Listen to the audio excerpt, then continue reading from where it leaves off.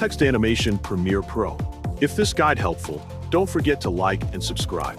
First, open Adobe Premiere Pro, then click File in the top left corner. Select New, click Project, and then click OK. Click Text in the top center, then type your text, for example, Alexander Lawrence. Next, click Effects, then search for Transform. Drag Transform to the right video frame. Find Crop, click it, then drag it to the right video frame. Go to Effect Controls in the top left corner. In the Transform menu, click the clock icon next to Position to activate keyframes. Change the position so the text is at the bottom. Move the video frame down, then click Reset Parameters for Position.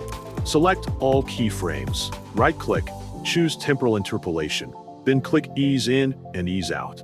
Click the clock icon next to Opacity, drag the frame, and change opacity to 0. Duplicate the frame, drag the duplicate up, click the bottom frame, then cut the right side of the text. Click on the top video frame, cut the left side of the text, then click Play to see the result.